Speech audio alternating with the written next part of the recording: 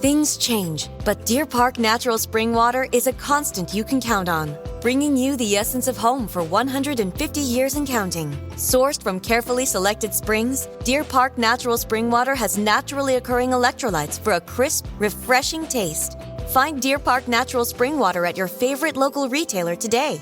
After 150 years, there's only one thing left to say.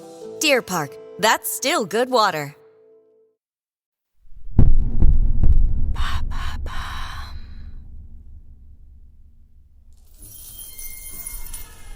Des semaines sans voir la lumière du jour. Une soif telle qu'il n'en a jamais connue, et qui le pousse à lécher le sol humide du matin au soir. William Howard vit un cauchemar dont il ne voit pas la fin. Il est hanté quotidiennement par les cris lointains de prisonniers qui, comme lui, sont entravés par des chaînes tranchantes et rouillées. La volonté de fer qui a fait sa force pendant des années le quitte un peu plus à mesure que défilent ses journées d'agonie. Longtemps, il s'est accroché à la devise que son équipage répétait avant chaque combat. Les hommes de Barbe Noire ne se rendent jamais. Mais il ne se fait plus d'illusions maintenant.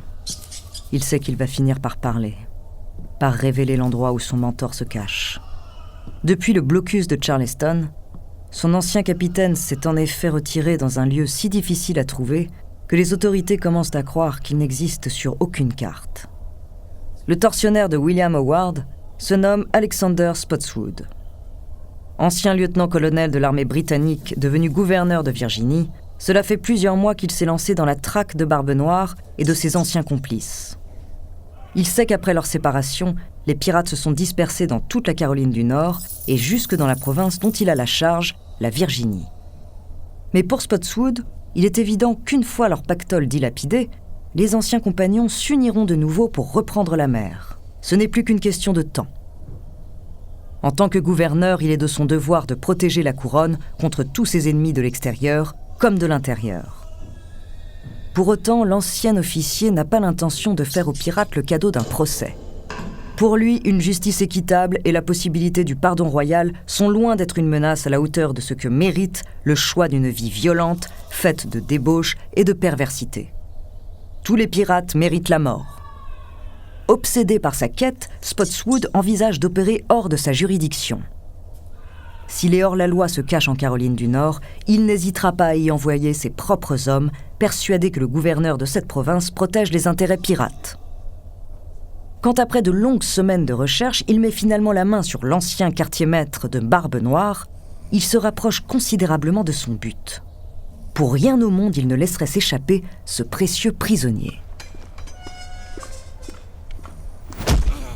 Howard est réveillé par un violent coup de pied dans la gorge qui lui coupe instantanément la respiration. Relevé de force, il est traîné pendant de longues minutes dans les sous-sols de la prison jusqu'à une cellule froide qu'il ne connaît maintenant que trop bien. 2 hommes l'attachent à une chaise, tandis qu'un troisième lui tire la tête en arrière, causant dans sa nuque une douleur insupportable. William Howard a l'impression que la pièce se met à tanguer. Il voit la mer. Il voit des nuances de bleu se confondre avec cet horizon qu'il n'a jamais cessé de chasser. Il a l'impression de tenir une corde rêche et brûlante dans sa main, de sentir le soleil sur son visage et le goût du sel sur ses lèvres. Où est Barbe Noire ? Être pirate, c'est une belle vie sur les flots. Bonjour, je suis Andrea Brusque, bienvenue dans Les Fabuleux Destins. Cet épisode est le 4e que nous consacrons à Barbe Noire, corsaire mystérieux, flibustier légendaire, c'est l'une des figures mythiques de l'âge d'or de la piraterie.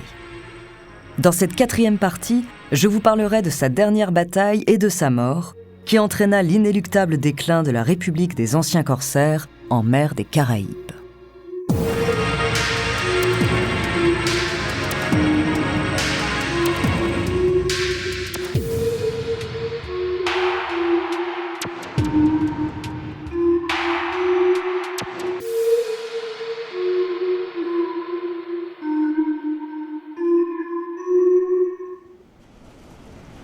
Deux sloops rapides fondent vers l'île d'Ocracoke sous un ciel menaçant. Le lieutenant Robert Ménard peut voir les plages d'argent qui l'attendent. Il les fixe avec une extrême concentration, la main droite crispée sur le pommeau de son épée. cet officier de 35 ans, très ambitieux, s'est vu confier par le gouverneur de Virginie, Alexander Spotswood, la charge de tuer Barbe Noire et de mettre fin à la terreur qu'il fait régner dans les Caraïbes depuis 2 ans.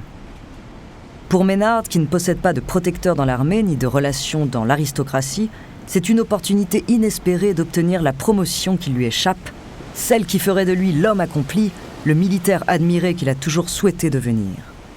Ordonnant que le drapeau britannique soit déployé en haut des mâts, l'officier songe que tout autre résultat qu'une écrasante victoire est inenvisageable. Il se sent prêt à donner sa vie pour elle.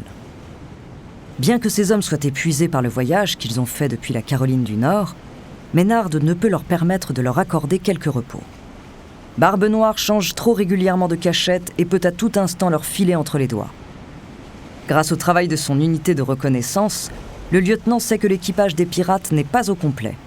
Ces hommes bénéficieront de l'avantage du nombre. Maynard veut à tout prix éviter d'affronter Barbe Noire sur la mer. Sa puissance de feu dépasse largement celle des sloops, qui ne sont même pas équipés de canons.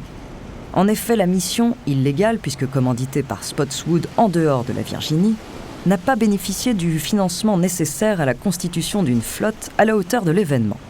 L'officier se rapproche donc du rivage avec une seule stratégie en tête, créer l'effet de surprise. Le plan de Robert Maynard s'écoule en 1 seconde. C'est un cauchemar. Il ignore comment, mais Barbe Noire l'attendait. Par miracle, les canons pirates ont manqué ces navires, faisant voler dans l'air de grandes gerbes d'écume qui retombent sur les ponts des sloops. Tandis que les pièces d'artillerie sont rechargées, les vaisseaux du lieutenant ont tout juste le temps de se placer dans l'angle mort de l'ennemi. La bataille décisive commence. Soudain, l'officier britannique entend un bruit sourd, comme un violent choc étouffé par la mer. Les 2 sloops, à quelques dizaines de mètres l'un de l'autre, tanguent dangereusement puis s'immobilisent sur l'eau. Pour les soldats de la couronne, la situation ne peut être plus désespérée. Leurs 2 vaisseaux qui naviguaient trop près du rivage viennent de s'échouer sur un banc de sable et se trouvent maintenant à la merci des pirates qui peuvent prendre le temps de les ajuster. Le 2e sloop de Maynard est pulvérisé par une salve aussi précise que dévastatrice. La coque est immédiatement fracturée, tandis qu'une dizaine d'hommes meurent sur le coup. D'autres, mortellement blessés, se noient dans des cris de panique abominables sans que personne ne puisse les secourir. Les Anglais ne sont maintenant plus en supériorité numérique. Barbe Noire commet alors une première erreur. Dans un excès de confiance qui ne lui ressemble pas, il décide d'aborder le navire de Maynard pour lancer son équipage dans un corps-à-corps sanglant.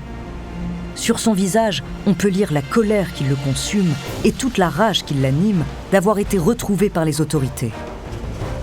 Aujourd'hui, il n'est pas question qu'un seul de ses opposants survive. Mais Barbe Noire sous-estime son ennemi. Il ne se doute pas que Maynard, caché par la fumée causée par les tirs des canons, prépare à la hâte sur son navire une résistance particulièrement efficace et mortelle. Avant de continuer cet épisode, nous voulions vous remercier pour votre écoute. Si vous voulez continuer de nous soutenir, abonnez-vous à la chaîne Bababam Plus sur Apple Podcast. Cela vous permettra une écoute sans interruption. Ou bien écoutez ce message de notre partenaire sans qui ce podcast ne pourrait exister. On se retrouve tout de suite après. Things change, but Deer Park Natural Spring Water is a constant you can count on, bringing you the essence of home for 150 years and counting. Sourced from carefully selected springs, Deer Park Natural Spring Water has naturally occurring electrolytes for a crisp, refreshing taste. Find Deer Park Natural Spring Water at your favorite local retailer today.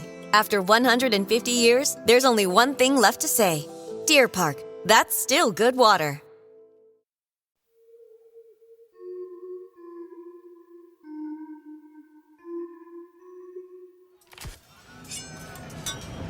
Les lames effilées sont prêtes, les grappins déchirent le bois trempé, les cordes se tendent. Sûrs de leur force, les pirates partent à l'abordage. Robert Maynard était venu pour tuer. Ces hommes n'offrent ni pardon royal, ni compromis, ni pourparlers. Barbe Noire, lui, défend un mode de vie et de survie. Il représente des milliers de marins trahis par leur roi qui ont fait le choix de devenir pirates pour vivre libres. Pour ces 2 hommes que tout oppose, l'affrontement ne peut être qu'un duel à mort. De ceux qui forgent les légendes. Le ciel est désormais si sombre qu'on dirait qu'il fait nuit. L'orage commence, Nous sommes le 22 novembre 1718 et désormais, seules les armes doivent parler. Les pirates déferlent sur le pont animés d'une férocité vertigineuse. Face à eux, une quinzaine d'Anglais seulement défend encore le navire. Plusieurs pirates sont abattus par des tirs précis, mais bientôt, les soldats de la couronne ne peuvent contenir leurs assaillants. Il faut se résoudre à plonger au cœur de la bataille. Dans la confusion chaotique du corps à corps, on ne distingue plus ni les uniformes ni les visages. Un homme semblant prendre l'avantage sur un autre glisse sur une flaque de sang puis tombe. Son crâne est immédiatement fracassé par une crosse de fusil. Chaque combattant lutte pour sa vie avec un épouvantable acharnement. Indécise pendant de longues minutes, la bataille tourne finalement à l'avantage des pirates. Une fois de plus, Barbe Noire a survécu.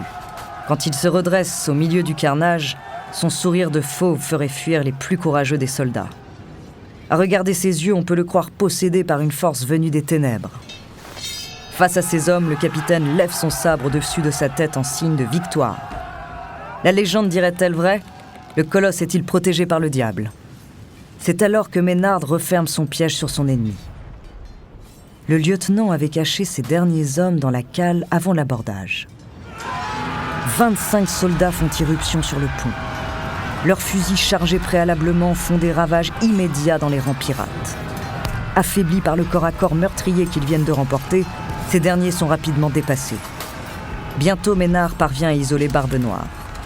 Le capitaine est acculé près du bastingage avec seulement 2 hommes à ses côtés. Qu'importe. L'équipage de Barbe Noire ne se rend jamais. Le chef pirate sait ce qu'il lui reste à faire. Dans une telle situation, il doit s'abandonner à son instinct de mort. Le laisser guider les mouvements de cette épée est devenu le prolongement de son bras. Déchaîné par une folie furieuse, il se jette sur Maynard. Les 2 adversaires roulent dans un nuage de fumée. Quand ils en émergent, désarmés, ils se battent à main nue, avec une férocité primitive. Impossible de dire lequel des 2 prend l'avantage. Jusqu'à ce que, tombant au sol, Barbe Noire ne ramasse un pistolet. Il le pointe vers Maynard, puis s'immobilise. Une baïonnette vient de lui trancher la gorge. Le capitaine le plus puissant de l'histoire des Caraïbes meurt sur le coup.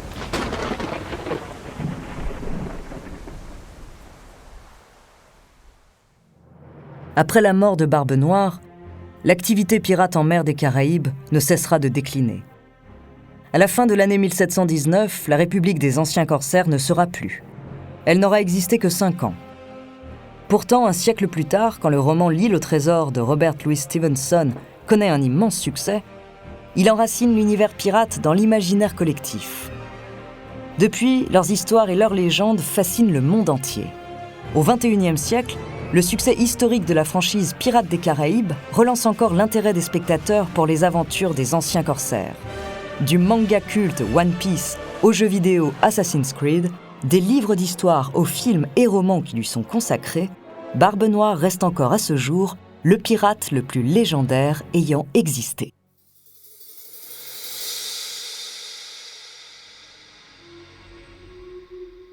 Merci d'avoir écouté cet épisode des Fabuleux Destins, écrit par Clément Prévost, réalisé par Raphaël Menou.